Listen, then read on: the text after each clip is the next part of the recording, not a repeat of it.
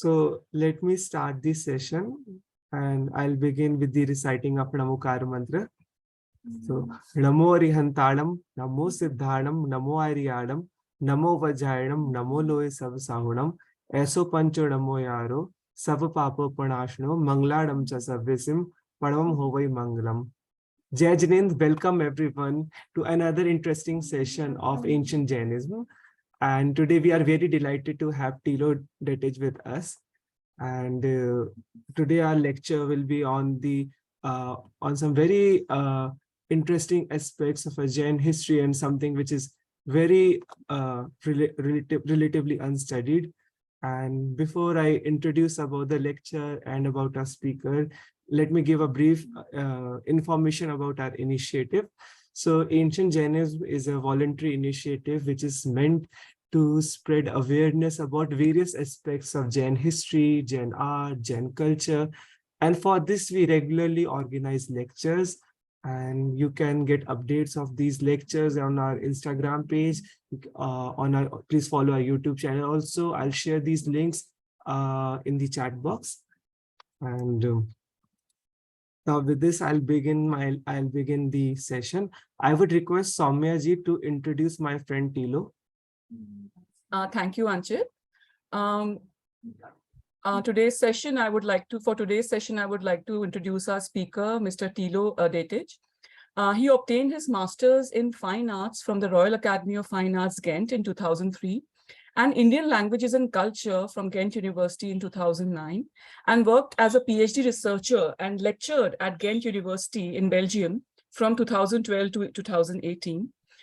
He also taught history of South Asian Buddhism at the Catalan-Antoic Buddhist Studies India program at Bodh Gaya.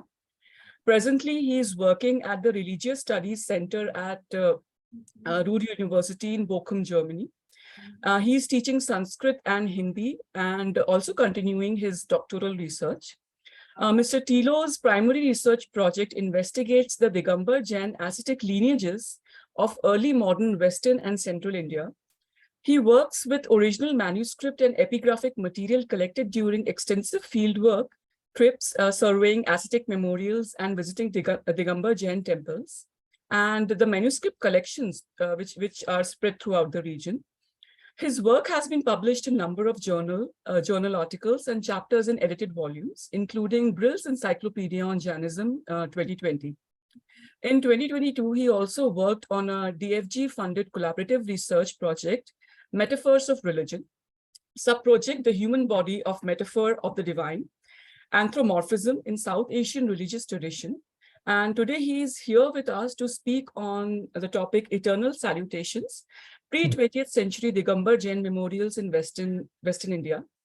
So without waiting long, I would like to invite Tillo to begin the session, unless Anchit, you have something to add. No, certainly. I'll request Tillo to please enlighten us. अरे क्या बात है इतना तो नहीं कर पाऊंगा Up to you, Tillo. Thank you so much. Thank you so much, Soumya ji, Ankit bhai, thank you very much for the invitation. It's really delightful to join you in your really laudable initiative of online lectures here. I understand I have let me aim for half an hour, and then if I end up with 40 minutes, it'll be fine. Thank you for such a generous introduction. Ankit bhai, you're not the only one who's already seen pretty much all the contents and even most of the slides in this presentation. There's other people here also who've seen that much. The thing, so it will be a pleasure to listen them again and again. So let me also welcome everybody. Thank you for joining. Good evening, good afternoon, good morning, wherever you are. The thing is, it's not a specific new original paper. It's really like the core insights, the main findings from my research of, let's say, the past few years. So that hasn't changed very much. So that's also the reason why I'm somehow presenting things that I've presented at other occasions before. What I'm not sharing with you today, and if you'd know what it's about, then you'd be happy not to have to listen to it. But what I'm not sharing is the details, like the long, lengthy analysis of potential hypothesis of readings of inscriptions carrying this or that year. So that's like a lot of very detailed work, which which also is obviously a crucial part of my research. But what I'm presenting here is really like the main findings. And what I do is at first, I have a number of slides which kind of like introduce the material aspects of these Jain memorials, mostly ascetics memorials. And then in the second half of the presentation, more or less, I'd come to those, what I would talk about, those main insights from my research of the past years. So one thing I should remind myself is not to get stuck on these material aspects too long, otherwise I won't have time to make the main arguments. So we're talking about memorials mostly of sadhus, smaller numbers of sadhvis, of female ascetics. And that was kind of mentioned already in the introduction by Somyaji or by Ankit Bhai, that they're like, they wouldn't rank very high on the list of architectural or aesthetic wonders of the Jain tradition. They're I can easily say so. They're rather marginal structures, and if I call them that, it's not meant pejoratively. It's also just realistically that when today is not different than this earlier centuries that I'm talking about, that my materials stem from, is when a very famous ascetic dies, the whole community, the devotional community, still has a lot of devotional attachment towards this person, and that's kind of like the inspiration which goes into building these sometimes humble, sometimes rather beautiful, rather refined monuments, which do take a bit of financial effort from the community, but after generations and especially after centuries, new ascetics come up, and the earlier ones are forgotten. Maybe a few of them would still remain like cult figures, like Shvetambara tradition has the Dada gurus, which are like a very famous example, but the majority of these renouncers would be forgotten, and new ascetics would become like the center of focus of devotion and ritual, and they would be the teachers, the ritual masters also. So it's not a wonder that many of these buildings are forgotten about almost, or sometimes I'll come to that also. Sometimes when they are renovated, they tend to get like more a generic meaning of like, sometimes they're really explicitly turned into mandirs also, or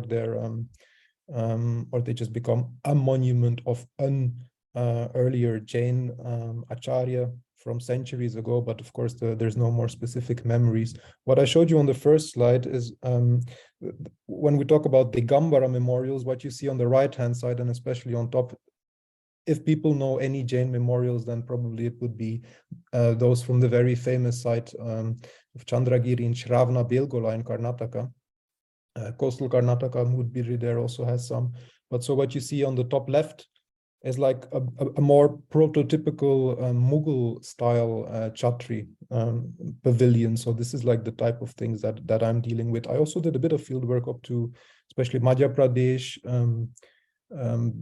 few, perhaps only one town in Maharashtra that you see here depicted. But so for my ongoing research on memorials, I've tended to focus more and more on sites in Rajasthan. And so there you get these kinds of memorial pavilions, and I'll come to the type of memorial stone that is installed in them later on. But so you get these structures with 4 pillars, 6, 8 pillars, sometimes more elaborate structures also. What you see on top left is like hilltops or a very preferred type of site. Lake banks also. And what you see on Naya Mandir in Sagwara, one of the towns where I did a lot of research in Rajasthan, or where I visited and found a lot of sites.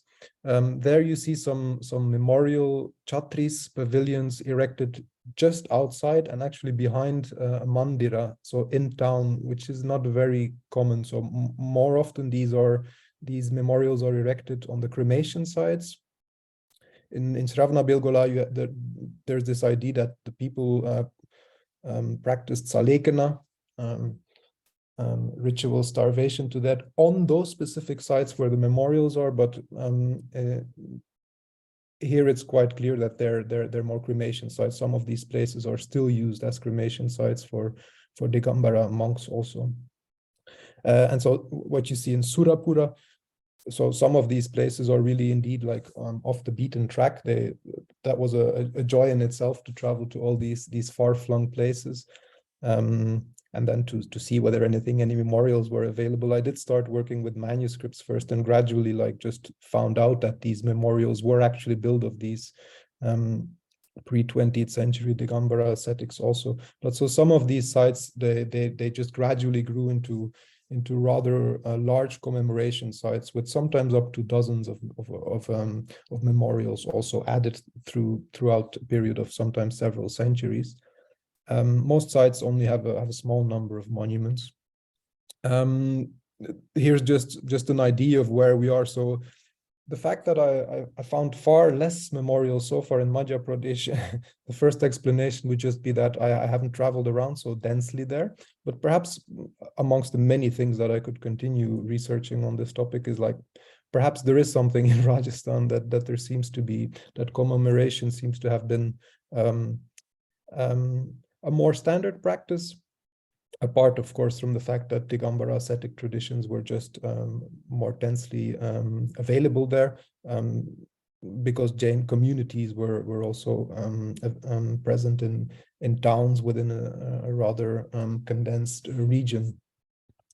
I have a few memorials in my corpus, which date back to, and that's something that I definitely wanted to clarify here, because I had a discussion with Ankit about that before. In my terminology, I won't be able to stop myself from talking about the early modern period. So you remember, Ankit, that we talked about that. So that would refer to something like 1400, 1800 CE. It's not my personal usage, especially in studies of Indian vernacular literature. It's common to call the early modern period late 14th to late 18th century or something. I have a few from an earlier period, which go back to the 11th and 12th centuries, both a paduka, the footprint icon you saw there, and these kinds of pillars also, but that's a very small thing here. And I was talking about possible further directions for research, if not by me, then by other people, and Ankit is going that direction. I think the period before that early modern period that most of my research focuses on is pretty unclear where the ascetic traditions actually were, etc. Also, the inscriptions are not so formalized, so there's far less known there. Then coming to, these were actually some of the first memorials that I ever found, like especially this place in Jaipur, where they moved out now, but there was a research institute, a manuscript conservation center, and a huge Bhattaraka manuscript collection at this site south of Jaipur.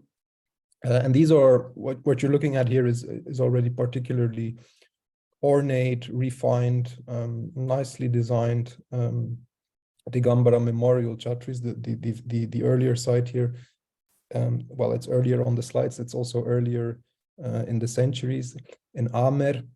So before the city of Jaipur moved. So I worked with different Digambara ascetic traditions, mendicant lineages in Rajasthan, but one of those which I worked with most often because I visited a lot of towns there, and there's a lot of manuscripts materials available. There's earlier scholars like Kastur Chand Kasliwal and Anup Chand Nyaitir who've done a lot of work. Mostly on manuscript material. So this Bhattaraka tradition from the Jaipur region, we just have a lot of materials, including the memorials. We almost have a continuous corpus of each successive Bhattaraka. And so what I haven't told you, maybe for some people it might be interesting to just also introduce what I'm talking about when I'm talking about Jain ascetics. I'll come to that. I do have a few slides for that also. But so continuing here with these material aspects, some of these sites, like the one in Ajmer here, developed, like I said, into big necropolises. This one has about 24 memorial stones preserved. Some have been lost also. So and again, here on a hilltop, they're memorial sites. They should probably also teach us something about that, or that's something we can take away from it also, apart from, of course, celebrating the asceticism that these monks, sometimes nuns, practice during their lives. But they're often also kind of like delightful places away from the hubbub of the cities. Often they were cremation sites, so they had to be outside of the town. Nowadays, you often have like suburbs spreading around, but still they're kind of spacious places. Sometimes they're called nasias very often, which has a common root with nishirika, which is the name for the pillars that we'll be seeing. In just mostly 19th, sometimes 18th century chatris pavilions, you still have sometimes rather well-preserved frescoes or just traces of also figurative paintings which were applied on the inside of the dome. Rather beautiful designs here, especially in the middle. So this is mostly the towns that you'll see noted in the captions to the photos, unless if noted differently, all of these materials come from Rajasthan, from the contemporary state of Rajasthan. And sometimes Sakhun, for example, there's some places which, well, unless to locals are not very famous, but where Digambara temples were located and where monks were passing through, or were in this case actually panditas were active lay scholars, ritual specialists who also got commemorated in the, let's say, the long 19th century.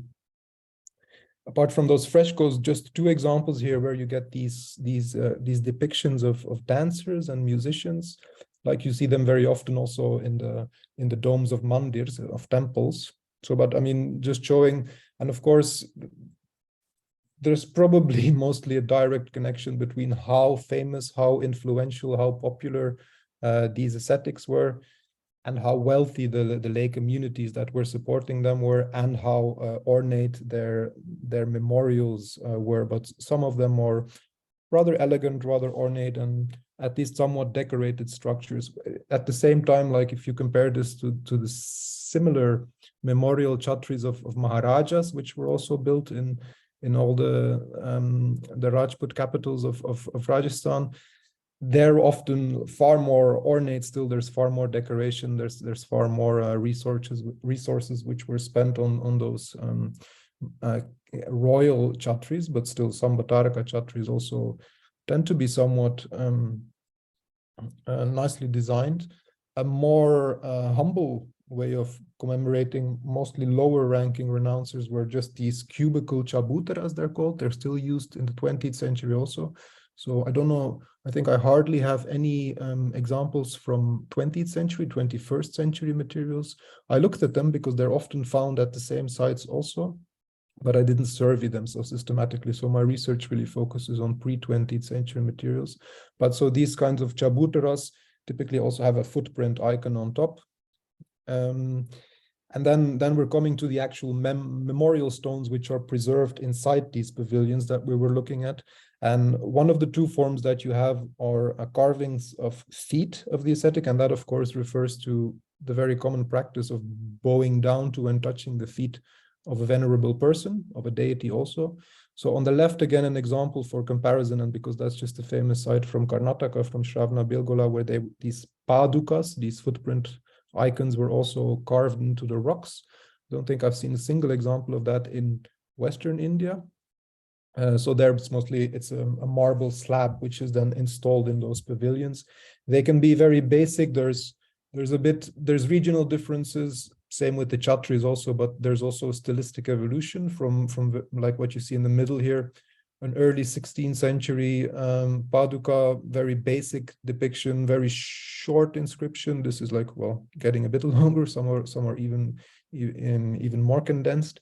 But then what I used on the opening slide on the top right, a few centuries later, in one of those chatris in Jaipur, you get really nice marble carving, good quality marble, well preserved also, with more flower decoration, and you get that lotus motif, which refers to like the lotus feet of the guru. One thing I wanted to say about my dates here. So on the slides, I told you about the towns, all of them being within Rajasthan, unless if noted different. I have the tendency to just keep the dating system, the Vikram Samvat calendar, which is used in the inscriptions itself. In my writings also, a conversion to Common Era would be more useful for the general reader, but well, there's some complications there. It can be done, but so often I just here in the first place, I mean, I just stick to the Samvat, which is the abbreviation S, which you see there.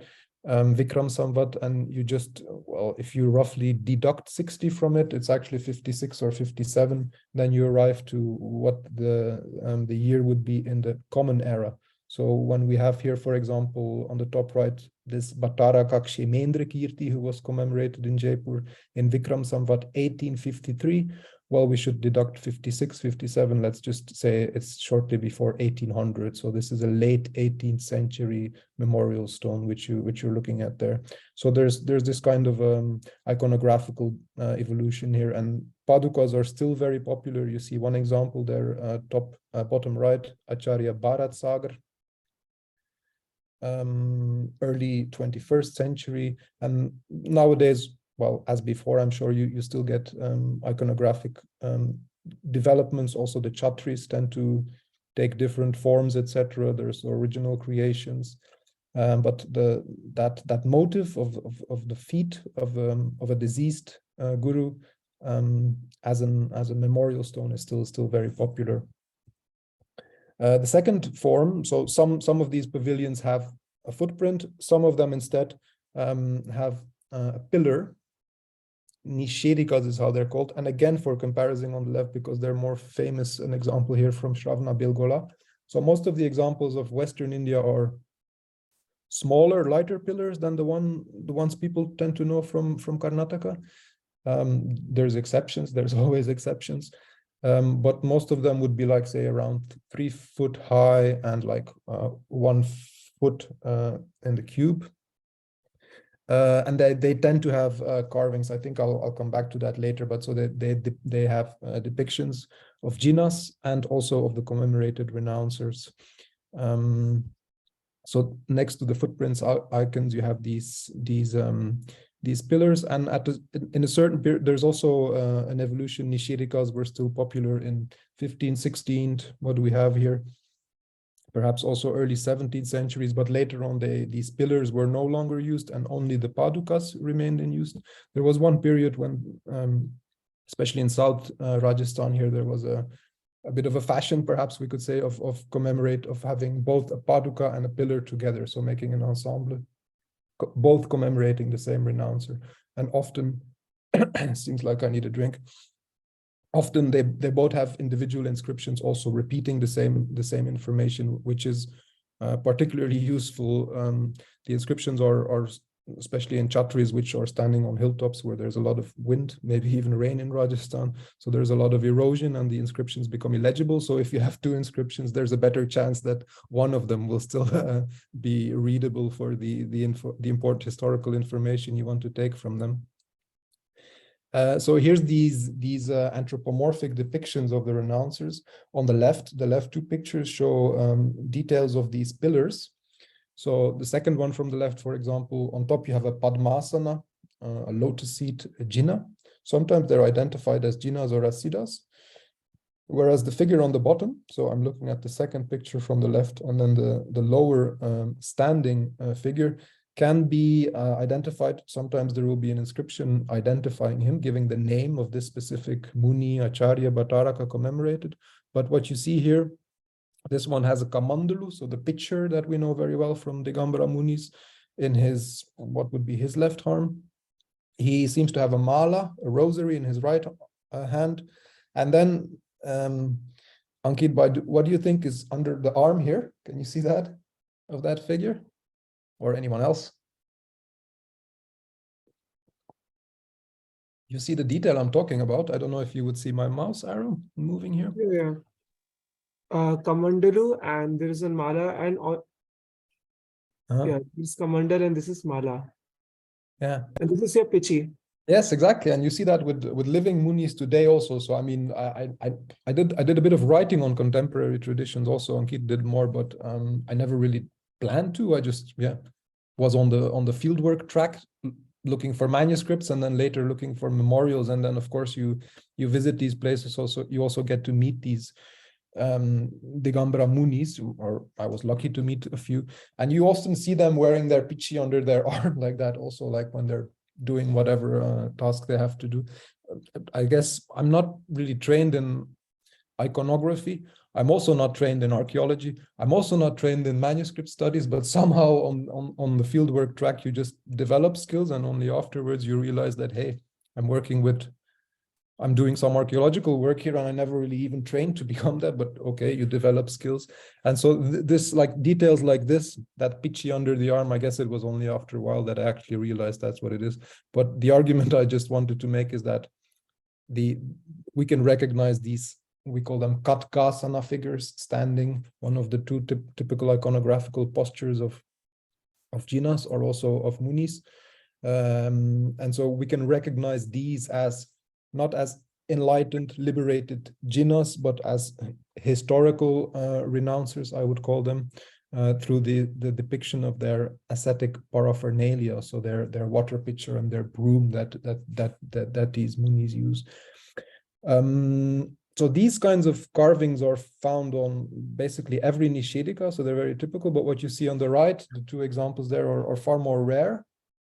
There's one more too which could be added to the list, but there you actually see almost freestanding carvings of Muni Mahakirti, seems to be 13th century, particularly well preserved then, but this is also, that's another point I'll make in a moment, I guess. Both of these, on the right hand side you have a nun, Kshulika, so that's a lower ranking female Digambara renouncer.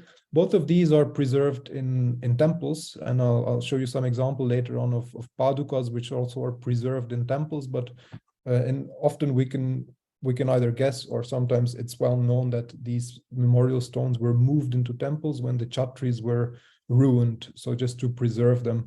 And that might be the same with these two anthropomorphic icons here also. But so this is a very rare iconography, especially of the female renouncer. You see that she's actually this figure on the right, the white marble, quite a nice carving, really. That one is actually, I mean, I shouldn't say it too loud because I don't want to change people's practices, but this one is ritually used as a Padmavati Murti. So people no longer recognize that this was actually a late 15th century memorial stone of a nun. And again, the iconography, you again see the mala, the rosary, and the pitcher, and in the same hand. She has water pitcher and broom in the same hand, her left hand. But the two smaller figures there, perhaps you would think this is devotees or something, but the inscription, which you can see below, talks about one Kshulika, the one who's commemorated, the inscription also calls this icon a memorial of this Kshulika, of this nun, but it also mentions two other Aryakas, so fully initiated nuns, probably her teachers. And these figures, I think they also have like a kamandulu near them. So it's more likely that these are actually also Digambara nuns, so her teachers, which are also depicted on the icon. As I thought, I'm probably spending too much time on the material aspects here, so I'll probably won't make it to the main arguments, but I hope you're having fun. Yes, they are really interesting. We'll just use the They are time very whatever. interesting. Yeah.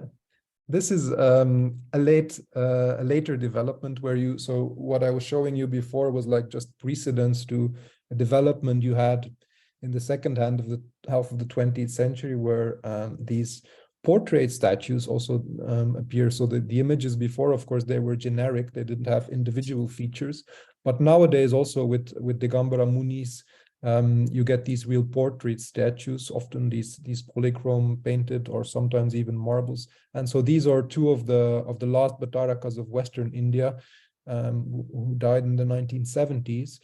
And by then you have this fashion of consecrating and installing real portrait statues as a third iconography. And so these two Bhattarakas also received them. What you see on the left is that it's still combined with a separate paduka also, so that I think just kind of shows the strength of that ritual format, of that iconography of the feet. Even if we have a full portrait, we still take like these generic feet. Sometimes also these padukas might just be more handy for ritual usage. Otherwise, you don't want to do abhishek, ablution of this whole statue, so you can just ritually use the paduka. And I think here actually you can see some dots of this kind of sandalwood paste, so which shows that this paduka is actually most of these sites I actually visited from 2012 to 2016, so up to 10 years back. But so what you see here with that sandalwood paste is that some people were actually remembering these batarakas and were still commemorating them. We're still, perhaps not necessarily daily, but we're still performing some, at least some minimal rituals at these memorials also, which is an aspect I'm not delving into deeper today, but we also have manuscript sources indicating that rituals were also actually practiced. I think I do have a slide of that. A last iconographical thing is a special type of pillars which commemorate not just one renouncer, but which commemorate a whole ascetic lineage. So what you see on all three of these here is that you get a whole series of these kinds of carvings like you see on the right, again with these ascetic paraphernalia, and they have inscriptions identifying them as the consecutive incumbents, the leaders of the ascetic lineages. So what we're talking about is what we would call in Sanskrit Guru Shishya Parampara. So and these ascetic leaders have their pat or gadi, so they have a seat, and in some cases also from memorial inscriptions we know that Bhattaraka consecrated his successor, his main pupil, his preferred successor before he died. More common probably they died and the community arranged to consecrate his successor. But so in that sense you get these successions, this Guru Shishya lineage, this teacher pupil lineage throughout sometimes multiple centuries. And so these pillars depict and commemorate a whole ascetic lineage rather than just one individual. Another argument that I wanted to make on the basis of this site, of this slide here. In this case, we have this memorial site, which actually grew into much more than just a memorial site. But what we have here is that the different structures found there are dated. There's inscriptions identifying when they were constructed. And in this case, we get an explicit confirmation of what is rather clear, or what we can guess at other sites also, that these sites grew from memorial sites, and that the temples that we find at these memorial sites very often were built later. So what you see here is the earliest structure is a Digambara memorial of an early 17th century Acharya. Actually 1 year later, Shvetambara community also commemorated a Shvetambar Bhattarak, which is the structure you see in the back there. So that's, I don't remember the months now, but might have been less than a year. So there you see that both communities at first actually were using the same site, the same cremation and memorial site. And then in 6 years after the Digambara structures, a rather nice little temple was also built on this hilltop site outside of Tudarai Singh in central Rajasthan. So here, thanks to an inscription on the temple entrance, also we know that the temple came later. So the site was a cremation site. They built a rather substantial chhatri for this Acharya. And perhaps because people started going up there for ritual practices, for commemorating this Acharya, it became more of a cult place, and people also took the step of building a temple there. And what you see here is you have this pillared gallery, which is found at a few other places also. So you can really see how it grew from a cremation site, a memorial site, into a larger ritual site. And the same thing happens, the same thing continues nowadays. South of Rajasthan here on the right, you see this rather delicate Bhattaraka Chhatri also. What is this one? Early 19th century. And these sites specifically also because they're spacious, because activities can still be developed there, whereas in the temples in the old towns, such a congested area, there's no space to develop any project. So these nasiyas, these memorial sites, they're often also advertised as tirthas, as pilgrimage places, or as Atishay Kshetra, places of miracles. And you get these, sometimes they're a bit, what's the word, megalomanious. Sometimes they're quite substantial, with often these colossal Jina murtis, or with new temples built. So these sites, and often it depends a bit in Digambara tradition. You have two traditions. You have, for the ones who are in the know, at least, you have Bispant and Terapant, and the Bisapant is they're still more respecting of their Bataraka past. So they, in this case also, this is clearly a Bisepant place because of the Bataraka memorial. So in those cases, people might still invest in preserving and maintaining these pre-20th century memorials. There's also other cases where we know that Chatris have been demolished to make place for huge new temples. One thing that you often see is these kinds of Samit Shikarji models. I mean, I guess there's just kind of a link there between, oh yes, it's a memorial site of this 16th century Bataraka, and Samit Shikarji in Jharkhand, the most famous Digambara pilgrimage place, is actually also a commemoration site of 20 Tirthankaras, 20 Jinas. So there's Nogama here, the site in Ajmer that I showed you already has the same thing, also a Samit Shikarji miniature model added. So that seems to just show the link between both types of commemoration sites. Elsewhere, what you see in the middle, bottom middle here, some Chatris are actually repurposed as mandirs. So there's a Jinnah Murti, an icon installed in there. So it used to be an early modern ascetics memorial, but now it's reused as a temple. The example above that, it's not very clear here, but what you actually see there is the cupola, the dome from a Chatri, which arises from the roof of a dharamshala. So it's like a kind of a compromise, let's say. We need this space, we have to develop new buildings, in this case, large pilgrims accommodation. And yeah, there's these two 18th, 19th century Chatris of people we don't remember, but they were our acharyas, they were our leaders, our respected ascetics. So we can't demolish their structures. And in this case, we just build our new building around it, so we preserve it, but we still also have our practical purposes preserved. And I can't fail to comment, the image on the right also is an image of the very famous 20th century Acharya Shanti Sagar Dakshin.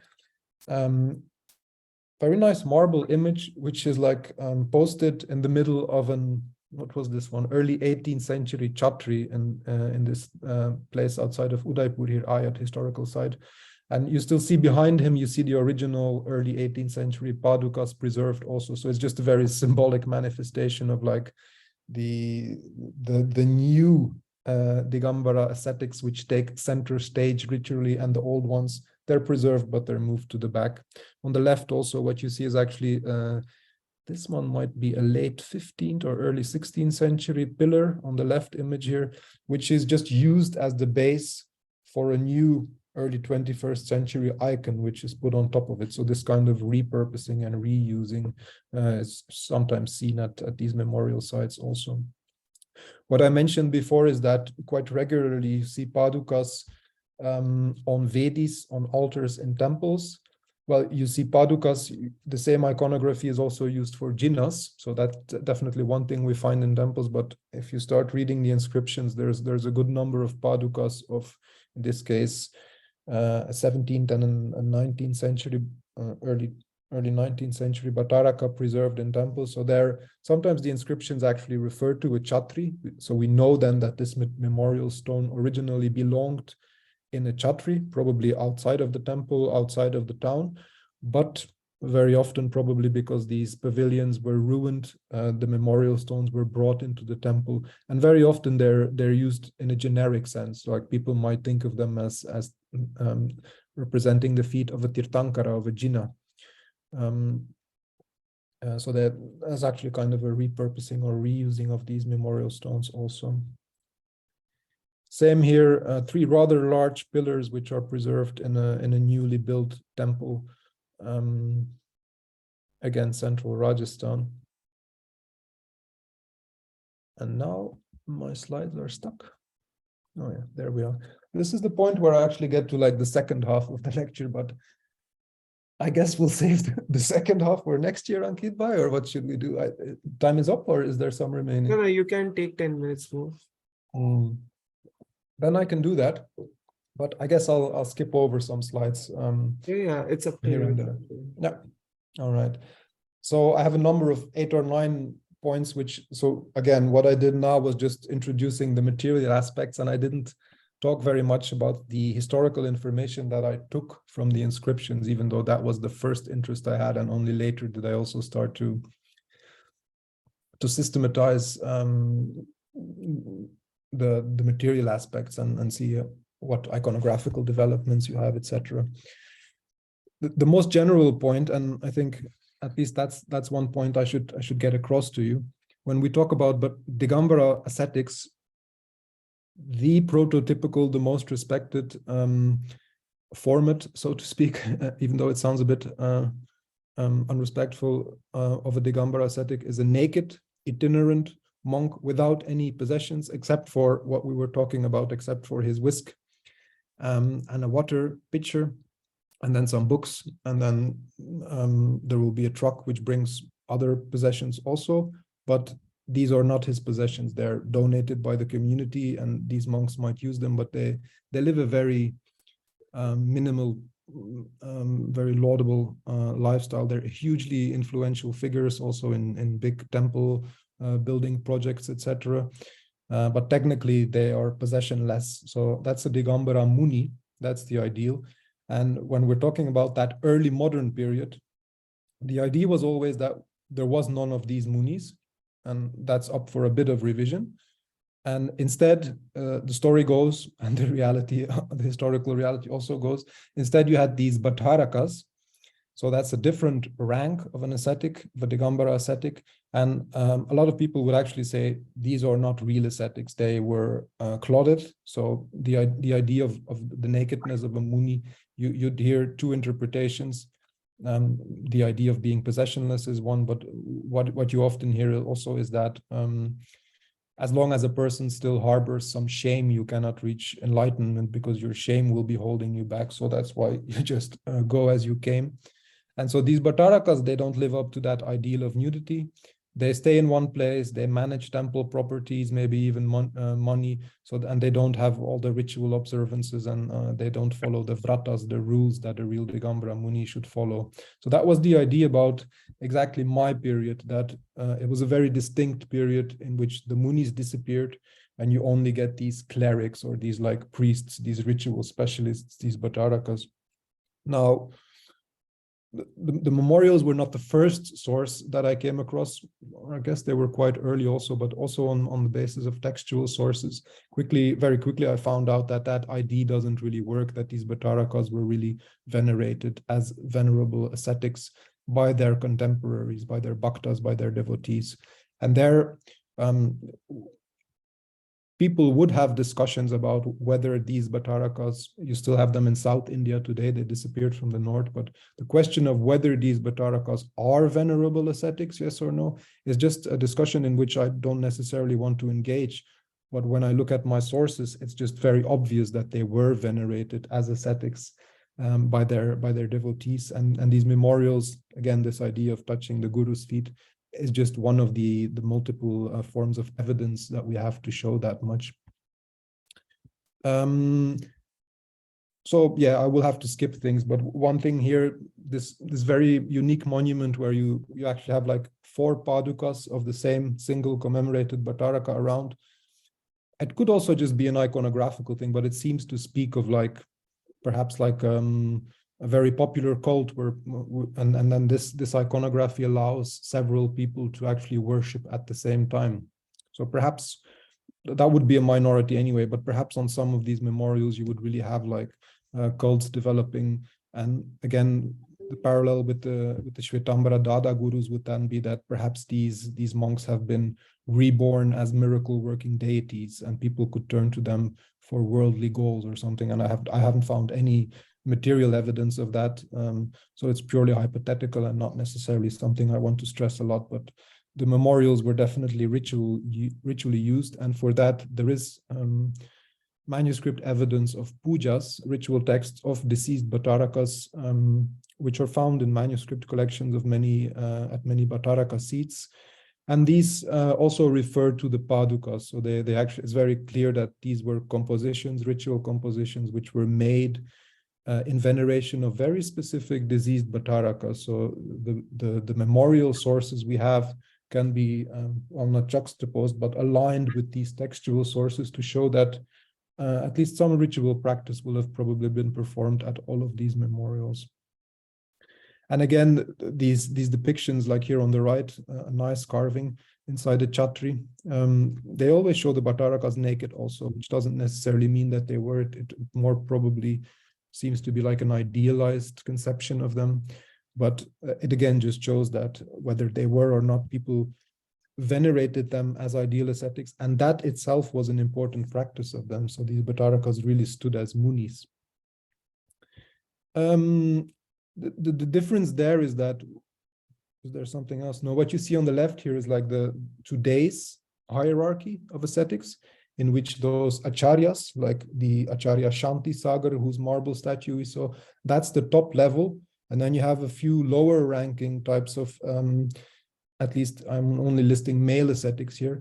And these Bhattarakas of South India nowadays, they people who oppose them would even say they're even lower than lay people, because there is no such thing as a Bhattaraka in our scriptures. We only have lay people and munis. But if you list them somewhere, they will be very low in the hierarchy. Whereas what you see on the right is the actual early modern Digambara ascetic hierarchy, as it speaks from all the sources, both the memorials and textual sources, is that this Bhattaraka rank, when it was introduced, or at least formalized in the Sultanate period, it actually was introduced as the topmost ascetic rank.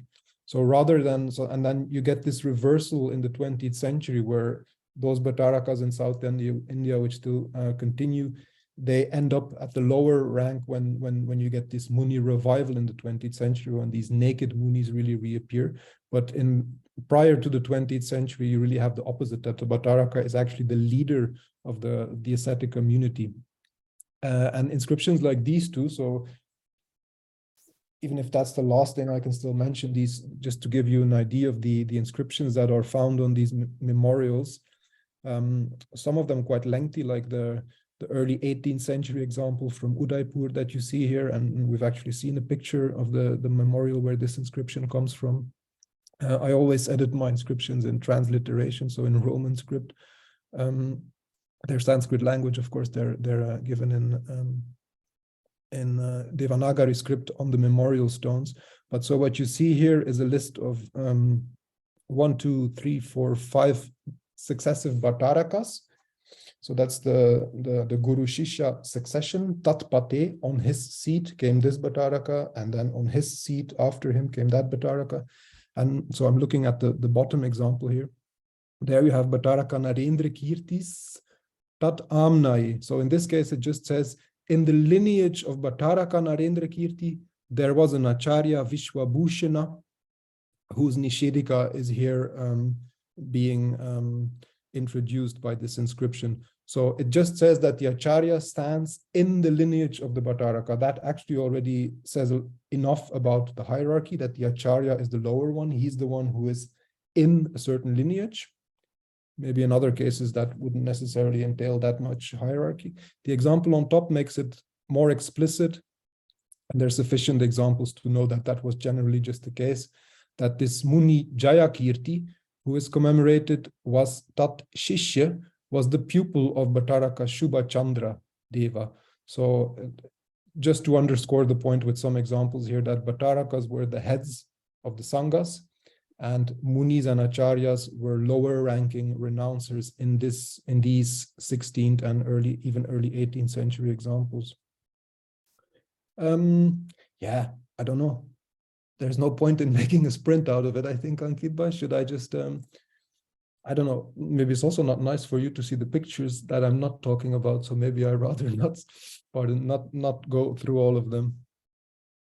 It's up to you. It's like, it's so fascinating. I don't want to stop you. So Okay. if you like, you can continue further. Yeah. The thing is, if I continue with everything, then we're here for another half an hour, and it's probably not fair to keep people that long. Right. I'll just go over it, and perhaps if something jumps into my eye, then I'll still mention it. So you get these Paduka slabs, which commemorate several people also. What you see here by the time we get to, this is a memorial stone from the 20th century, but it actually commemorates earlier Batarakas. So that also happened, that memorial stones, either they were erected within months after the death of the ascetic. More often you see that it took a few years before, like this, I guess before this commemoration practice, this commemoration project developed, before funds were gathered and something, before a memorial was designed. You can imagine it takes a bit of time. But sometimes they were also consecrated only decades after the death of these ascetics, and in this case, Panditas. So by the time, it's a memorial from 20th century, but it commemorates, if I'm not mistaken, at least more like 19th century individuals. The Paduka in the center is not a big difference, but it's slightly bigger. That, as the inscription tells us, represents a Bhattaraka, and the 8 figures around it were Panditas. So Panditas are lay scholars, at least that's how we know them to be nowadays. And so by the 19th century, these Digambara Munis and Digambara Acharyas had disappeared. You only had Bhattarakas, and they, as this iconography somehow shows almost explicitly, they had like a circle of Panditas around them, so that these ritual specialists and their scholars who worked under Bhattaraka.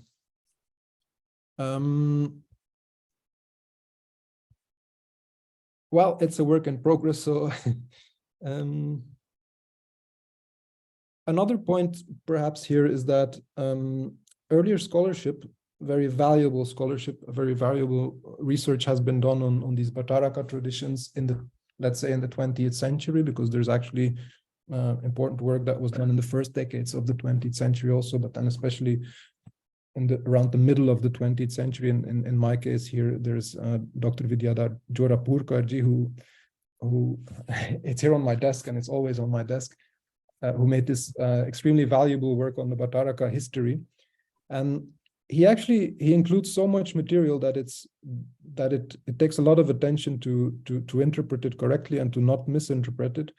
But one thing that, not just his work, but in general, that we've tended to think is that you have these Bhattaraka lineages, and they bifurcated or trifurcated. One Bhattaraka he was perhaps so influential, you could think that he had 2 pupils, and he could put one in one city and another elsewhere. Or there was a feud between 2 pupils, and that's why one Bhattaraka lineage separated into 2 branches. But in this case here, from the Wagada region of South Rajasthan, the memorials, or as far as I have them, the only source which actually show us that this lineage didn't arise as a separate Bhattaraka lineage, but that the first 3 incumbents, the leaders of that branch, had the lower Acharya rank, that then number of successors were commemorated as Mandalacharyas, another specific rank, and that then only the 7th successor of that lineage, somehow either he claimed the Bhattaraka rank, he took it on, or the Bhattaraka from the main lineage actually granted it to him. So, and it's not the sole example where you see that what we regard as Bhattaraka lineages actually weren't Bhattaraka lineages from the beginning, but only after decades, or even there's longer examples even where it actually took 2.5 centuries before such an Acharya or Mandalacharya lineage actually became a fully fledged Bhattaraka lineage also. So memorials of Panditas themselves are also of interest, because usually nowadays, at least again, when there's a lot of Munis, we wouldn't think that these lay Panditas are venerable, so that perhaps memorials are no longer erected for them also, but in this long 19th century they were. And there's something I read recently which is in the back of my mind, but I won't go into it. But Anup Chand Nyayatir from Jaipur actually mentions that some of these 19th century Panditas were celibate themselves, so that complicates the story a little bit further again about whether these Bhattarakas were still ascetics or not. Here there's an argument that actually the Panditas were themselves, the Panditas who were working under the Bhattarakas themselves also, at least through their celibacy, moved in the direction perhaps of renunciation more than we typically think. Of course, Diksha, initiation, is still a different thing altogether. That would entail a far more regimed lifestyle. But if he is correct in saying that some of these Jaipur Panditas were lay, that does put another nuance on the story of the Bhattarakas themselves also, perhaps. So these inscriptions also give lineages. So the inscription of one Pandita or one ascetic might give a pupillary lineage. So this is not the same affiliation as we have with the Bhattarakas, but it's just, well, it's a practical Guru Shishya lineage, which is also recorded in the inscriptions of some of these memorials. And what you see here, don't worry about the details, but what you see here is information gathered from 3 different padukas, which commemorate in total 7 panditas at this style. So here you have these slabs which have not just one pair of feet but several. So, and you have 3 chatris. They have 3 memorial stones, and in total they have 7 panditas. And the 3 inscriptions allow us to reconstruct this pupillary succession of panditas in this small town east of Jaipur. And the only thing that I found of interest here, somewhat considerable interest, is that you see central these 2 panditas which are recorded as puja, or even as puja, 108, 108. So you have these epithets which are typically used for puja, means venerable. So this is typically something that you would only apply to a venerable renouncer. A lay pandita wouldn't typically be well, would you do that actually? Maybe I'm wrong. You would say puja guruji, so maybe why couldn't you say puja pandita? Maybe in practice it could, but the written sources would never do that with pandita. So in this specific case here, that seems to show that these panditas, who, even though the first ones commemorated at this site are recorded as standing within the lineage of a Bhattaraka, and at the very end there was a Bhattaraka from Ajmer who came over to commemorate one of the memorial stones. So there seems to have been some connections to the Ajmer Bhattarakas. But the middle ones, there you have actually inscriptions which don't refer to the Bhattarakas at all, and it somehow seems to imply that perhaps that they were working more independently from the Bhattaraka seat in the neighboring city of Ajmer. And maybe that's exactly what allowed, or what caused these panditas to take a higher position, to have their devotees commemorating them as puja, as venerable. So again, moving more towards, well, at least a higher position, whether it's a more ascetic position, that's perhaps too stark a claim. But so it's also one of the things that these inscriptions, they contain a lot of material. And what I skipped over meanwhile is just that there's a lot of memorials from early modern munis and acharyas. So all of that put together kind of shows us what these Bhattaraka Sanghas communities were made of. And it just shows that munis were there up to the 16th century and acharyas up to the 18th century. So that just changes our historical narrative very much, which usually would say that in the Sultanate period, when Digambara ascetics were harassed and persecuted by Muslim rulers, the naked munis just disappeared all at once. Well, actually, several centuries later, we still find individuals which have these ranks.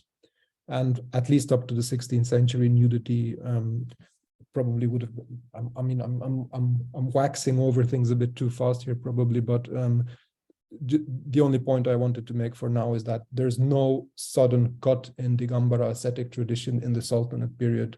Rather, it's petering out well into the Mughal period. And the last thing, perhaps also, because this is one of the things that Ankit also works on 20th century Muni revival, when you suddenly get this movement of naked acharyas roaming throughout India again. And so just by chance on these memorial sites that I was visiting, I found 2 memorials of 19th century munis. And in this case here, we have a rare text which really shows that this was a naked itinerant ascetic, probably from, or definitely on the basis of this text, from South Indian origins, but he teamed up with at least one local layman, became a muni under him. And so he died, and apparently he didn't just go on a pilgrimage to northern India, as usually we would think, but he and similar figures in the 19th century seem to have developed rather substantial activities also, and stayed around really in Western India. Another case here from Jalarapatan, which seems to be a very different, more of a Terapanti character. And well, with that, I actually, apart from the things I skipped over, I kind of well, use the time, at least the time available. This is again just all the arguments that I actually wanted to make, and that in my writing I develop based on all the details and all the specific readings of these inscriptions, of these memorials, of course. But one thing I just wanted to end on was something that was mentioned at the outset, that these memorials, they're often forgotten, they're not ritually used.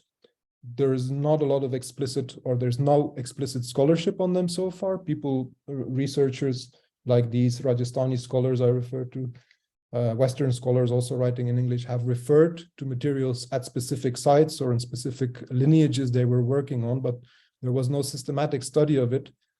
So neither scholarly attention, neither much popular attention is there, and often these memorials are forgotten, they're demolished even. And I mean, I don't need to take an activist standpoint on that. That's just how history develops. We're constantly producing historical sources, and historical sources are just constantly being lost also. That's just the reality.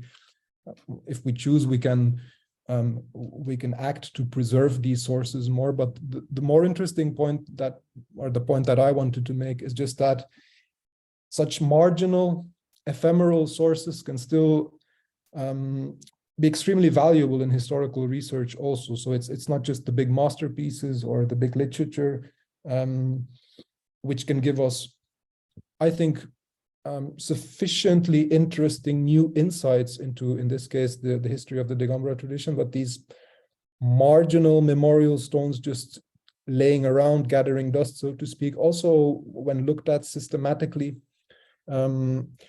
can give us rather structural new insights into the history of Digambara tradition, with a focus on Rajasthan today, at least.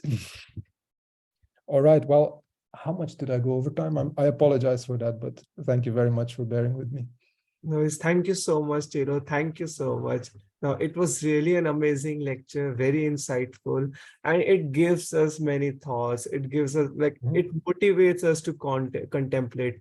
Like, there was certainly some very fascinating aspects, like how the sacrality which develops around the the memorials of the Bhattarakas or Acharyas, of Munis, and you not focus just simply on their lives, but also on the afterlives. How sacrality gradually develops, or in some places in some way sacrality is removed. So in some ways it is a memorial may be just damaged. So it's a kind of a creation or erasure of memories. Yeah. And one particular aspect is the complexities which surrounds around the how to understand a religious leader, a religious head of a monastic, like, for example, the way you have described the pandits. I'm sure I'll be having a long email conversations with you on pandits, because I'm really fascinated by that way. I'm sure there'll be many questions in the chat box, and I request other people also to type their questions in the chat box. I have one question. How can we differentiate between a Bhattaraka and Acharya? So there is a certain hierarchy which has been showed, and you have shown that very interesting inscription.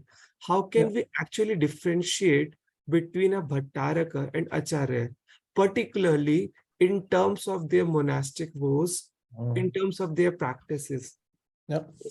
I feel this is something, this particular angle is important to understand the hierarchy.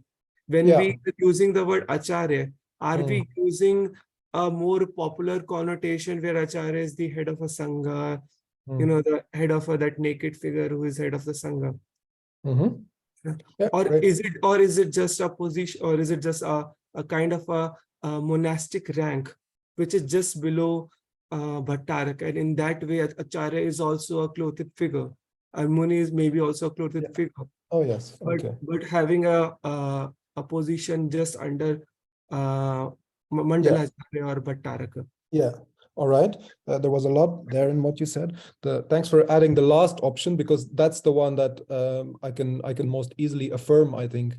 So it was just a monastic rank, and I am just following my inscriptions or my manuscripts in when somebody is referred to as a Bhattaraka or as an Acharya, then I list him under that rank, so to speak. Another aspect is that Bhacharyas, especially Bhacharyas, that's a hybrid form of Bhattarakas and Acharyas already. Bhattarakas were also referred to, especially in poetical compositions, as Acharyas and as Munis. So that just shows, and that's an Acharya nowadays, the Acharya Vidyasagar. We could also call him Muni Maharaj, especially in a poetical composition where we need some different forms, etc. So an Acharya is always a Muni. And at that period, a Bhattaraka was always an Acharya, and he was always a Muni also. So it is just a hierarchical ranks. And the most important thing for us to understand is that the Bhattaraka was the highest up to the early 20th century. What else did I want to add there? You mentioned the nudity. So that's one thing that even in the lack of explicit evidence, well, two more things. You also talked about the vows that they actually follow, a huge lacuna there. So, I mean, the number of memorials or of manuscript colophons, attestations of early modern acharyas and munis that I gathered, you can call it big or you can call it moderate, but it's representative. But that still stands against a whole black hole of knowledge on what the actual daily practices, both of the there they are again, of the Bhattarakas and the Acharyas and the Munis, where we just don't really know. And I did just a very tiny bit of manuscript research, and there's huge manuscript libraries. So you would hope that more can be found. But to be honest, amongst the different genres that are represented in these manuscript collections, I haven't seen much that. There's one thing, but I haven't seen specific text which would give us the ready-made answers to these questions of, hey, okay, they were called Munis in the 17th century, they were called Acharyas in the 18th century, but what did these guys actually do? Where that of course, it's not a moot question, it's a core question of like, for us to decide if that's what we want to do, whether these were venerable ascetics or not, we would have to know what their daily practices looked like. And I haven't seen texts which give us exact answers to that. There's one thing, there's these Gutakas, these kind of bound manuscripts, which some of them are anthologies of only a single type of text, of puja text, but some of them contain like texts from many different genres. So that looks a lot like that was really something that contained all the kinds of texts that a renouncer or also a layperson perhaps would need in his daily life. So looking at those again and looking at those more deeply could perhaps, that would be one place that I can think of where we could find an answer to that question of what did these people's daily practices actually looked like. One last element that I wanted to reply to is that, say, first half of the 17th century, early Mughal period, we have a lot of attestations of Bhattarakas, of Acharyas, of Munis, of Brahmacharis, of Kshulakas are not there, and of female renouncers. I would never think that, and we also have enough confirmations that the Bhattarakas were the head of the monastic lineages, and that the Munis and the Acharyas were their Shishyas, sometimes maybe their Bhaktas, or they were subordinate to the Bhattarakas. In that case, even without any formal explicit evidence of that, it's quite obvious that if the Bhattaraka was clotted, if the head of the Sangha, of the ascetic community was clotted, then his pupils probably also were that. It would be a very unnatural situation in which the subordinate people actually follow higher ascetic practices than their guru and their leader would do. So yeah, that is a very that is very important.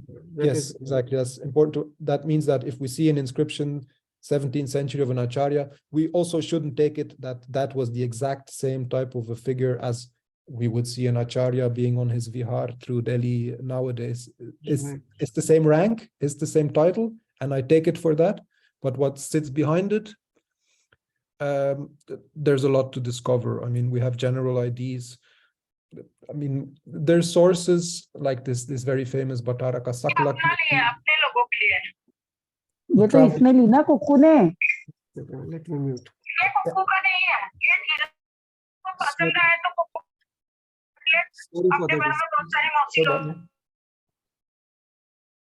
I was just saying that we do have references of seemingly normal practice of nudity up to at least the 15th century, early 16th century. And then in the absence of sources, it seems that in the centuries after, leading up to the 19th century, there was more sedentarization, if you want to call it that also. And there definitely was an evolution of taking up full clothing in that period also. But it's one important thing, at least I think, is that it was not all at once in all the different monastic traditions because of one event or something, as some sources would tell us nowadays.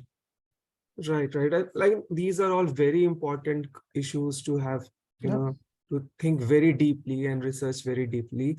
Like in a present Sangha, or maybe what we read in text, there is no actual distinction in the vows of an Acharya and Upadhyay. There are very limited difference in terms of their actual monastic vows. Contemporary situation? In a contemporary situation, and also what we read in text. But it is very difficult, maybe at this juncture, for us to say about the distinction in vows of an Acharya or a Bhattarak. No. Right? Is this something, I think, what you have said? Yeah, definitely. I was thinking about the contemporary comparison that you made there.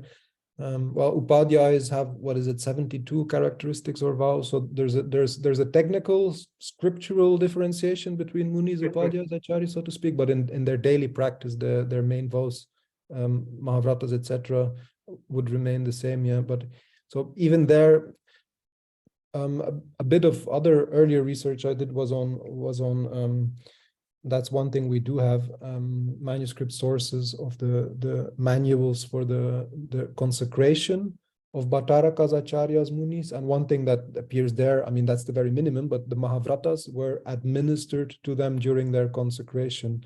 So the basic, the most basic rules of conduct that a Digambara ascetic nowadays would clearly need to follow, they also took them upon themselves.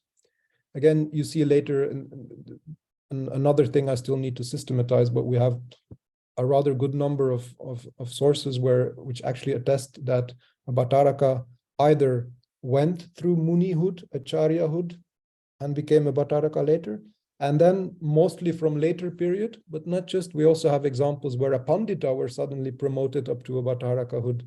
So where supposedly a layperson immediately ranks Bhattaraka, which seems to be a very different situation. Yeah. So there are some more questions. The one question is on who were the Mandalacharyas in the Jain tradition? Yeah, good. I'll open the chat. I don't know if I'll have time to read it, but Mandalacharyas is a good question. They weren't very well known.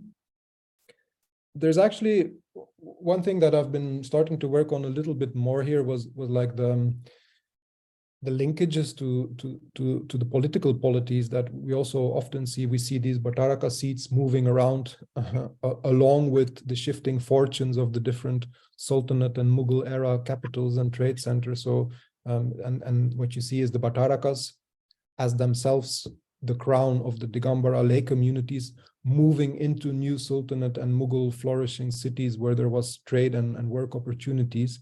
And I mention this now because one parallel that I started to draw recently was with what you have in medieval Indian court culture as the Mandaleshwaras, as like the subordinate lords, the vassals, working under the paramount monarch. It seems to be, so that was one interpretation that some scholars, and I guess it's correct also, some scholars, whatever they mentioned about Mandalacharyas, but that Mandala, certain region, I mean a ring, but also a sphere or a region, that these Mandalacharyas took care of a certain outlaying region on behalf of the Bhattarakas. What actually do I want to disagree with there? Well, the only thing that I want to add there, not disagree with, is that what I did mention still amongst the things that I skipped over is that often these mendicant lineages grew from Mandalacharya lineages. So there you would have memorial inscriptions and manuscript colophons which do list several, sometimes a dozen. I'm thinking of examples where you have a dozen and a half. That's the lineage, the Bhattaraka lineage from Ajmer and Nagaur, which actually for 2.5 centuries was a Mandalacharya lineage. And so there you could have a colophon or a memorial inscription which tells you Mandalacharya so-and-so, Tatpate, Mandalacharya so-and-so. So again, it's the same kind of a succession, but from Mandalacharyas. And what happened there was that one incumbent, one mendicant leader who was a Mandalacharya came to regard himself, or he received Bhattaraka initiation, then very often in sources from that period onwards, those earlier pontiffs, as they used to be called, these earlier incumbents, were also recorded as Bhattarakas, even though they had never been Bhattarakas, but so in later sources. And that's one of the things which kind of led us astray into thinking that we're dealing with Bhattaraka lineages, whereas at least some of them were actually Mandalacharya lineages, because later sources falsely a posteriori ascribed that higher Bhattaraka rank to them, but their memorials, which stand close to them in time, they actually record their actual Acharya or Mandalacharya lineage. There's not a lot of examples where we see more than one Mandalacharya, or where we have explicit records of more than one Mandalacharya under a single Bhattaraka, but they are there. I'm thinking of one example. So there, that could actually confirm that hypothesis that Mandalacharyas were taking care of outlaying regions on behalf of the higher ranking Bhattaraka. So don't know if I'm missing something, but that's some of the elements of that indeed rather poorly known Mandalacharya rank, which completely disappeared. And you have a few ranks now. You have Yuvacharya in the contemporary Muni Sanghas, or I don't know if Staviracharya still works. And so these memorials also somehow have different specifications of the Acharya rank, but the Mandalacharya rank seems to have been more, or clearly was more than that also. Yeah. Thank you so much. This is a very interesting answer. Now there is one question on the usage of terminology Chhatri. Yeah. Right. Yes, I see it. Yes, definitely. So maybe in my rush, I didn't even start with mentioning the basic things, but so the pavilions that we were looking at are called Chhatri, or Charana Chhatri also. So Charana and Charana Paduka. The difference between Charana and Paduka, there's an iconographical difference, but that's most people in Rajasthan don't really make that difference. So I also just use both as synonyms. But then Charana Chhatri, so which is a Chhatri with a Charana inside, a feet icon pavilion.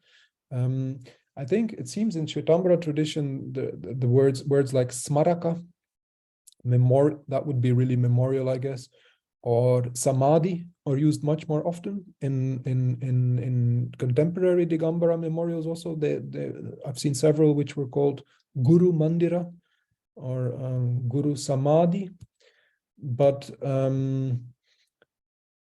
in all these sites that I work with in Rajasthan, I don't remember people calling them Samadhis or Smarakas. People just talk about Chatris. So yeah, that's definitely the most frequently used word for them. Yeah. Right. Formal word is their architectural feature, the pavilion. Yeah. And in the question asked by Soumya, she is also looking for if there is a connection between the way Mughals and Rajputs, they commemorated you by making Chhatris. The word also used in that context is Chhatri. So is there any connection between these two things? Yeah, I only saw the higher message, which just said, are they called Chatris? And now I see that there's another message which asks more about that. Yeah, the easier part to answer is the last thing. Does the architecture vary from region to region? You do see differences there. Like in South Rajasthan, you have these square Chatris, which appear nowhere else. There's always exceptions, but there's a historical evolution from four-pillared, rather basic structures with a simple cupula towards 17th, 18th, especially 19th century. There's more refined marble carving, the domes. You get these more Mughal domes, you get ribbed domes, etc. So there's historical, and also, yes, at least some, well, I mean, if I look outside of my region, and that's what I showed on one of the first slides, where you could see what a Chhatri looks like in Karnataka, what it looks like in Maharashtra, what it looks like in Western India. these are definitely regional variations. And even within Rajasthan, like I mentioned, the square chhatris, you can see some differences. And then I also made a comparison to these Rajput chhatris, these Maharaja chhatris, which are much more grand often still. And I mean, there's very famous Chatri memorial sites in Jaipur, in Udaipur, in Jaisalmer also, I think. Huge fields with which grew throughout the centuries, and especially the Maharanis would also receive Chatris, the Maharajas, rather impressive structures sometimes. So, I mean, I refer to that to just kind of put into perspective, so to speak, how substantial these memorials were. They're often quite, some of them are quite elegant, and they did require a certain investment from the community, but compared to the Maharaja Chatris, they are what they are. The historical background of Samadhi memorials, I think I have a really bad memory, and the kind of research I do just now, also before the lecture, I was researching. The truth is I have a really bad memory, and then the research I do, what I didn't talk about today, but I work with these datings, these very fine details. There's pages and pages long of analysis sometimes, so I don't know how that fits with my bad memory exactly. But there's, I think the main argument used to be that the development of Samadhi architecture, of memorial architecture, was an Islamic influence, but I think that people have also made counter arguments to that. So if that's a question from Somyaji, it will probably also do me a service to go back to that scholarship on those questions. There are at least one recent scholar from the US that I think of that I can share with you if you want to know, or that I should go back to. But then the earlier arguments, I don't even know who wrote what about that, but there used to be an idea that it was a purely Islamic influence. I mean, I can also answer that and put that into perspective very much. Well, Peter Flügel in London is doing much more work still on Jain memorials, especially Shvetambara traditions. And not just him, but he's also gathered earlier scholarship. And we do have early medieval Digambara memorials. Also, there's, I remember from a few years back, a discovery of like urns from, was it 5th or 6th century from South India, with inscription showing that they had the ashes of was it Digambara ascetics or Yapaniya, I think perhaps more. So, I mean, that there are two different issues. The one is, and another issue we didn't start talking about and that I didn't start fully researching, is this idea that were ashes actually enshrined under these memorials or not. There's no way of knowing unless if we start digging, and there's no external evidence, there's no indications of it, and many Jains would regard it as an ashubh, impure practice. But I have seen contemporary shrines where, even though there's no indication, people told me that, oh yes, when we built this Chatri here 5 years ago, yes, we did put the ashes from the Muni who was burned under the Chatri. And again, Peter Flügel has gathered evidence from Shvetambara tradition that that is actually done, even though it's secretly done. But so there's two different issues: the issue of commemoration, etc., and then the specific Chatri architecture. Even if that was Mughal, well, yeah, was a Mughal influence, there definitely was commemoration practices before that time already. And there, the last thing, perhaps in reply to this, the earliest sources that I showed you there, those what I call late medieval 11th, 12th century Padukas and Nishirikas. The reason why I actually included that was to mention there that, especially those Nishirikas, we don't know, they're not found on their original place in Jalarapatan, but they might have been installed in open air. And that's an argument that Julia Hegewald has made, I think, perhaps again, mostly referring to South Indian pillars, but that Chatris were a later development of memorial stones, which were originally installed in open air, as they would still be on chabutaras, on these platforms. They're also exposed to the elements. So the idea of building a roof over it, we do see evidence that that was a later development indeed. Thank you, Tillo. So there is one last question, if you allow me to ask. Mm-hmm. So it's on the, it has been asked by Drishti, who is also my colleague, and it's on this, the aspects of sacrality and this, the spatiality of these chhatris and memorials. The question is, what is the social and cultural significance of the, I mean, it should be Jain Bhattarak, maybe memorials located in isolated spaces, and how do they contribute to the wider landscape of the Jain religious and cultural heritage? Yeah, it's such a blessing to be in this group. You're asking the exact same questions that I feel I still need to develop for my dissertation, actually, and this is one of them. But perhaps She also works on space, and she's working on from the Buddhist perspective, very the good. landscaping, the Buddhist landscapes. She's working on Buddhist. Yes, good. I was reading some things that she will also know then recently about Buddhist stupas and their location within, probably she knows which scholar I'm talking about already then. But could we just get confirmation whether the question is about the significance of Jain Bhattarakas or about Jain Bhattaraka memorials? Because that might require a different answer. I don't know if she can speak up all right, but or you seem to be quite sure that it's memorials which are meant, because Bhattarakas in isolated spaces, then the answer would be they didn't dwell, they didn't live in isolated spaces typically. They went on pilgrimages, etc., but they were clearly seated where the wealthy communities were, where they could be serviced, where they could have a function for the community. So should I take it that it's about memorials? Yeah, about memorials. Okay. Well, I think that is where the issue of spatiality becomes more important. Good. Other people also pointed that out when they were reading drafts, that seemed to be an element which was missing. And I kind of started thinking about it, writing a bit, and mostly in my table of contents of the book I'm writing, there's a mention that I should write about space somewhere here. What I came up with now, and that relates a bit to that one slide where I showed you that we can date the different structures on this one site in Tudarai Singh and see that the memorials were there first and the temple was added there. That's one bit of an answer that I have to this very astute question rather, that I can see the function, and the parallel that I would draw there is to the contemporary situation again, where memorials of Digambara Munis, late 20th, 21st century, they became more standardized, so to speak, also. Not only the real memorials at the cremation sites, but also, so to speak, padukas of Acharya Shantisagar and the other famous acharyas, they can be found in mandirs throughout the country. So that somehow seems to have become part of, so to speak, a standardized package, a standardized ritual package.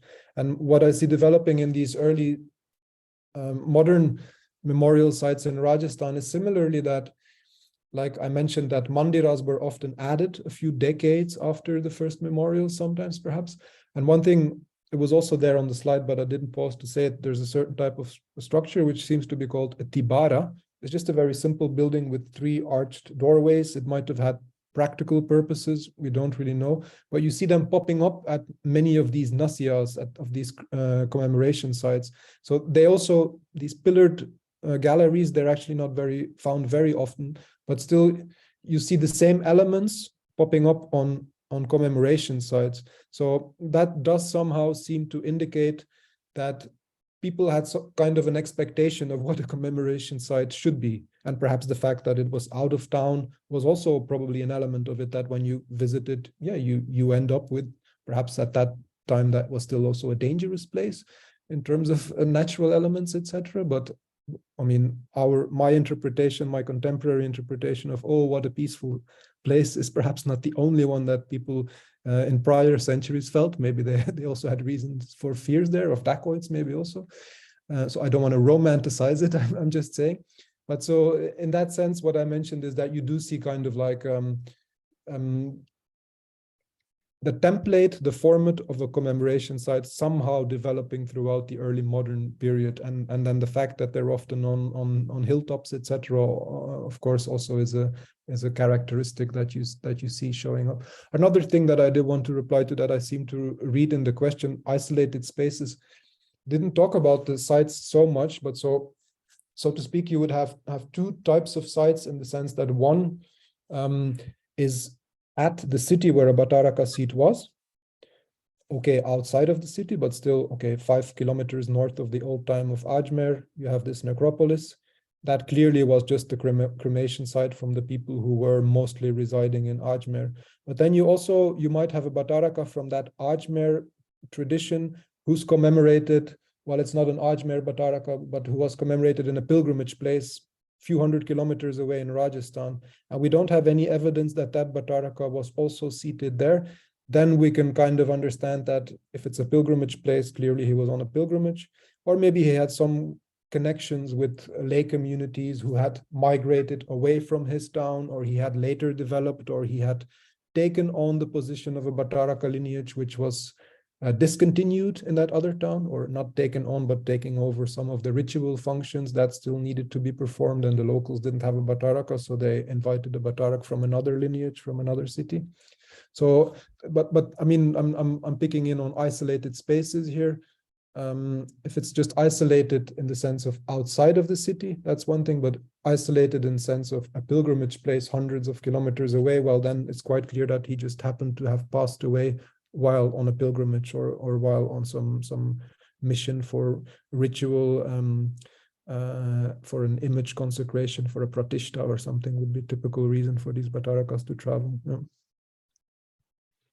Thank you, Tillo, for these in-depth answers. And The questions are also good, yeah? Will you keep the questions from the chat, or should I copy-paste them now? If you want, I can keep them. I'll Usually they copy come with them the and I'll package. send you. Yeah, or they come with the download package of the registration, because I see there's more. I'll just copy it and I'll send. Yeah. Mm-hmm. I'll do that. There's also Thank you so much. Thank Yeah. you so much, Tillo. It was such an insightful session, such an insightful discussion round. And Can I mention, I mean, because I don't have a clear image of what is in the chat now, but there's also a question about swastikas. yeah. The question yeah, was asked by Chetvik Sharma.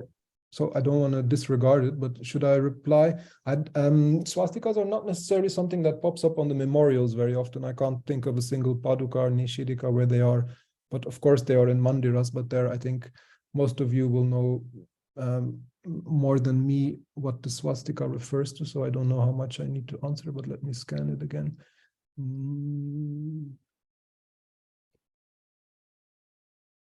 Yeah, so if it's really just a general question, then I can answer it. I mean, there's no connection to the memorials, but swastika in Jainism refers often to the 4 gatis, the 4 destinations, the 4 fields that we can be reborn. So it's an auspicious symbol, and the 4 legs are sometimes taken to refer to heavenly rebirth, a human rebirth, animal rebirth, or a hellish rebirth. So that's one of the main symbolic associations of the swastika. But so probably everybody on this call could do a better job in answering general questions about Jainism than me, but that is a very well-known thing. Yeah.